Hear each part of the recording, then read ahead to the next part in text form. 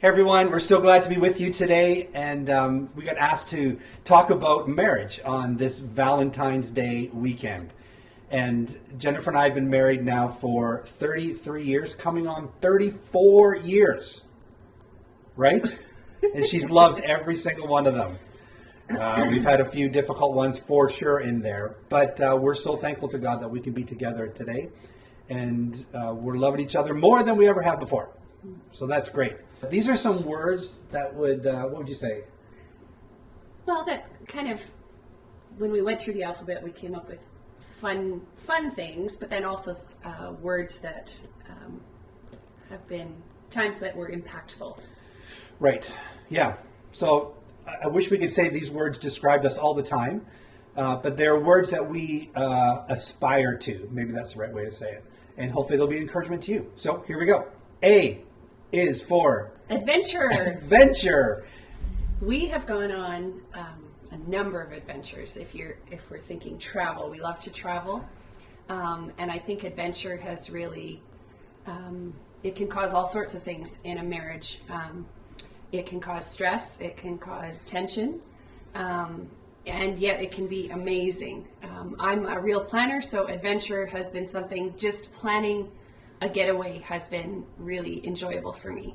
Yeah, and they can be grand adventures or little adventures. We did that Dairy Queen hunt for a silver spoon thing. That was adventure. That was a spur of the moment, and but it's fine. It was just another little bit of excitement, to do together. Okay, B. Balance. Balance. Balance.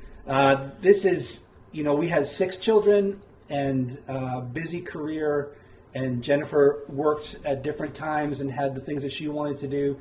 And it was tricky to get that balance all the time. And it constantly changes too, right?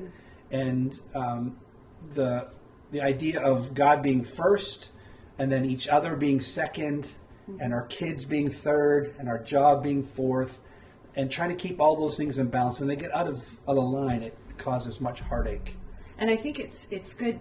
We strive to have balance as individuals, but then we also try to have balance in our marriage and making that a priority, right? And just really coming together even with our calendars and saying, okay, what's happening in life, and right. And we have to remember to put things on the calendar. Yeah.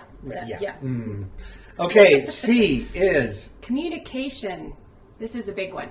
It's a big one because we're both so different when it comes to communicating or processing, and I know there's been times. Actually, all through our marriage, right? Where it comes down to we're just not maybe hearing one another well, or we're jumping to the wrong conclusion. And so I think communication is vital. Seek first to understand, then to be understood. And is that we can speak 2 different languages as a man and a woman. It's really crazy how differently we think and process stuff. So always be working at communication. I think too, sorry, just one more thing that comes into that is, and I heard it said again, and I've heard it said all through our marriage, is you can't expect the other person to know what you're thinking, right? And it just comes down to you've got to use your words. Got to use your words. Use your big voice. Yeah. All right, D, dedication. This is, put each other first and be devoted to that other person. And that's been so important. I know Jen's dedicated to me, and I never have that worry that there's other things that she's going to put ahead of me, that she puts me first in everything, and that just means that's huge to me. Yeah, and it's mutual, I think, too, right? It's another one of those things where it's one person. It can't be all about them. True. It's got to be a joint effort. Yep. Yeah. All right. E. Encouraging. I think this comes really natural for him. More so than myself. Do you see how she just encouraged me? We practiced that all morning. That's one of my communication things that I have to work on, is that he can definitely see the positives in things, and would I be more of a realist or a... Yeah. But you can never say I love you enough. Right? You can never say I love you, or I'm proud of you, or you're important to me. These are things that you can't hear enough. So say it often and always. Forgiveness is F. This Ooh. is huge. See, this is another one you're good at, and me not so much. You are. I screw up way more than you, so you have to do more work. Your forgiveness load is heavier than mine.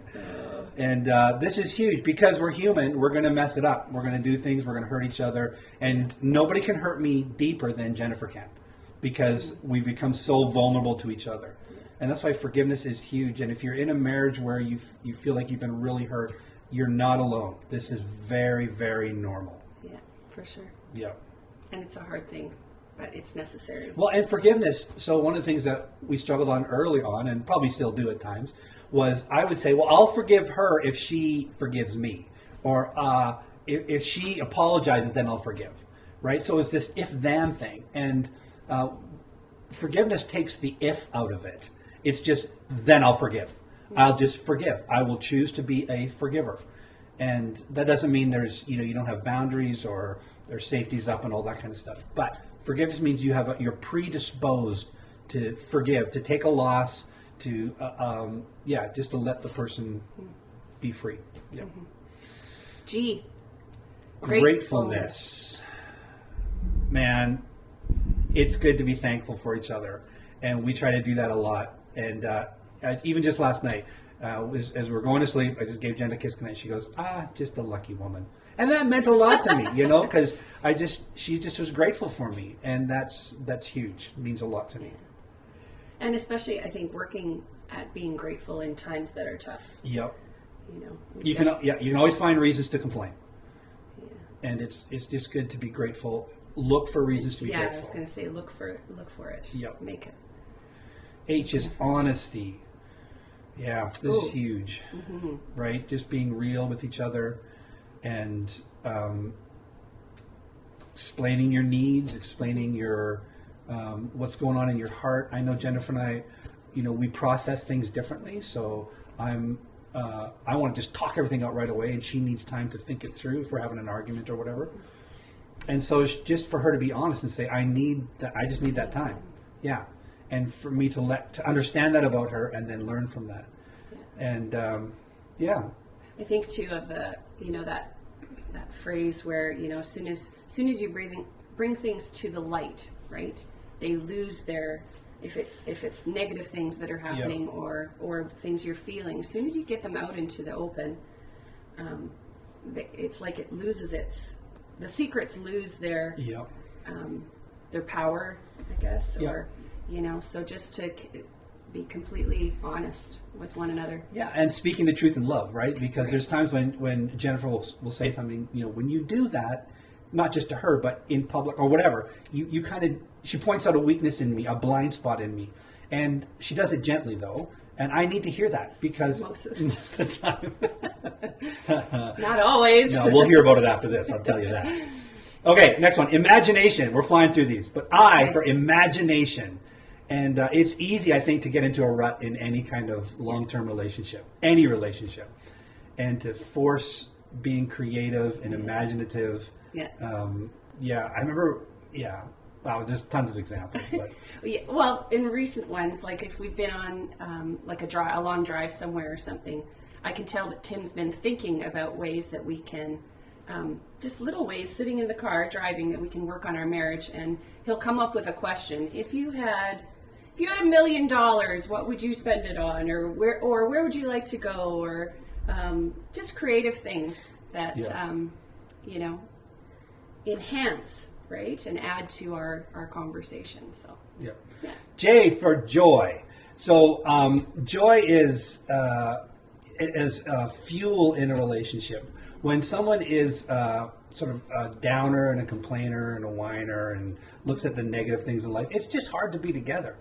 But when we're filled with joy, it brings light and life. We have a big window in our house here, and it lets lots of light into the room.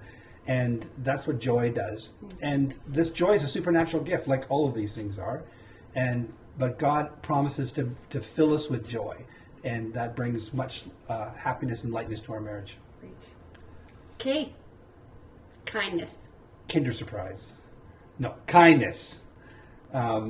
Just being, what would you say about that? Being gentle with each other. Kind, Yep, being kind is good. Fighting, because we all fight in a marriage, right? But that's just part of what relationships are. disagreeing with each other, arguing things through. But always be kind in those things. Yeah. No name calling. As soon as you do that, as soon as you name call, those things stick for a long time. I remember my kids playing hockey, and they'd hit pucks into our wall. All these dents in the wall. And they stopped playing hockey, but we still have the dents. And that's kind of what name calling does. Or when you say, you always do this, or you never do this. Or joking. Yeah. Remember that? Joking at your spouse's expense. Yeah. When that happens, and I know we've experienced it, and we talked about it really early on, but when you're in a situation now where you hear that in maybe another couple, it just kind of, it gets me. Always be kind. Yeah. Yep. L is for laughter. So laugh a lot. Yeah. You're going to make mistakes. Life is still greatly funny. There's still, laugh at yourself first. Don't take yourself so seriously. Laugh at the difficulties. It's okay to do that. We laugh because we're so different. Often I say, God, why couldn't you made us more the same? We're so different. And there are times when that's very tense and very difficult. But there are also times when we just smile and laugh at it. And every so often I can make him laugh really hard. That's right. I'm not a big laugher. But I like making her laugh. You make me laugh a lot. That's been her mom said when I asked the parents for her hand in marriage, if I could propose to their daughter, she said just make her laugh or make her happy or something. And I thought that's what I want to do. So I work hard and love doing that. And then M kind of ties in with that. Yeah, maturity. That's her. Jen's the mature one in the couple. Oh dear. Yeah, be grown up, right? Like I remember a friend of mine did marriage counseling. He said one thing that I just tell couples is grow up. Be big people. Be willing to take a loss. Be willing to change. Be willing to own your stuff. We're not children anymore. When you enter into a marriage relationship, that's a big deal. So act like a grown up, and that's not being self-seeking. That's not being It's not thinking like a child, it's being grown up. So, okay, we're halfway through. You still hanging with us? Okay. N for nourish. That was your word, I think. I think that was my word. Just, again, it ties into some of the other ones we've already talked about, right? Just working on your marriage, and what does that look like? How can you feed into your marriage? What does that look like for you as a couple? Because it'll be different from what it is for us, right? Yeah. What are things that you enjoy doing together, or maybe it's even giving your spouse time to do something that they really feeds into them, like doing soul care, right? Yep, doing soul care, doing a marriage conference, reading a marriage book. These are all great things, and that take energy and effort, but are so worth it. We did that one a year ago at the church, and it was just really fun to. Or I think even of our daughter and son-in-law, who have 3 little girls right now, and the youngest being 9 months, and so they can't do a whole lot of things together as a couple, but they see the ways that build into them as individuals, and so they encourage that. So my daughter Alexandra will get to go on hikes while Colin stays home and looks after the girls, and vice versa. Colin will get to be able to experience things, and that just builds into their self-care, but it really builds into their marriage in the long term, right? Totally. Yeah. Okay. Openness. Again, it's like honesty, there's a lot of letters in this alphabet, so just relax, okay? Openness. That honesty, just being real, and maybe this is a cliche, or maybe this isn't right. Women can be more open than men. Mm-hmm. Men tend to be closed. But men, it's good for men to be open to their spouses, to share what's going on, to talk about their insecurities, their fears, their joys. I think open also means being a good listener. Totally. Right? Yep. Like if it's women maybe need many words to explain things, but you need to have a good listener. Totally. So. Yep. P for patience. Patience. Yeah. Okay, let's move on. Q for no. Let's get to that one fast. It's just patience is long suffering. It's we don't change overnight. I don't change overnight. I need Jen to be patient with me. I need to be patient with her. Mm-hmm. And so we can say something like, hey, last week I told you about this thing. Why are you still doing this thing? Well, it's because we're human. It takes a long time for us to grow and change. So be patient with each other. Be patient with your marriage. Yeah. You know, it's gonna be a beautiful, cracked piece of art, and that's okay. That's what marriages look like. You know, there aren't no perfect ones. There aren't no perfect. That's nice Sound English. like a hillbilly there. Well, there ain't no perfect ones. So be patient. Okay. Q. Quantity. This was mine. Okay. By quantity, I mean quantity of time spent together. And I heard someone once say, I just want to have quality time with my kids or quality time with my spouse. And so we get together for 10 minutes and let's make this real quality time. And they said that quality time is something that happens by accident in the midst of a whole lot of quantity time. And so I think that's true. I've experienced with my kids, experienced with Jen. Yeah. You know, we'll spend lots of time just carving out time for each other, lots of it, quantity time. And then you have moments that are just, those are some of the best moments ever, but they only happen because of quantity time. Right. RESPCT. That is what you mean. So respect, you know, we are different. Men and women are different. Different strengths, different abilities, different ways of communicating, different ways of feeling and caring for things. And we need to respect each other. And I think that can also, like, it's easy to do when you're in the home, I think more so. But then when you're in public, to have that, you know what I mean? Like I want people to know that I respect him. And so it's again, I think comes with the words that I say. Am I being kind? Am I, you know, Yep. am I talking about you behind, you know, with people Yep. inappropriately? You know, that to me isn't respectful. Right. To hold each other in high esteem. Yeah. The scripture says, honor one another above yourselves. And so that's a great scripture verse for marriage. Just to honor the other person. Speak highly of them. Only speak highly of them. Show them respect. That's good. Sacrifice. Yes. This is a big word, I think, in marriage. We just need to sacrifice. It's, yeah, and we don't want to do that. We feel like, so I think this is maybe kind of a forgiveness one, but I feel like I will sacrifice if she sacrifices. If she doesn't sacrifice, I'm not sacrificing. Well, and she could say the same thing, so then nobody is sacrificing. Right. Sacrificing has to be, I'm just going to give myself because this is what Jesus wants from me. Marriage is, it's not 50-50, it's 100-100. It's giving yourself, and then sometimes it's 100, and then whatever she wants to give. From my perspective, I need to be willing to sacrifice myself. In our vows that we made 33 and a half years ago, we said we would sacrifice our desires and ourself for each other. Do you remember that? Mm-hmm. No, you don't. Yeah, I do. Okay. Wow. Well, throw me under the bus. Remember that other word? Oh, right, respect. So that we're just willing to sacrifice for each other all the time. Yeah. Okay, T. Trust. This is a big one, and it's foundational. Yeah. Okay. Trust. Yeah, because you don't. You have to. You can't know what the other person is doing all the time. Yeah. And you will be tied up in knots if you live without trust. Mm-hmm. Right? You'll just be constantly wondering and worrying, and there's a huge risk. It means your heart can be broken. I get that.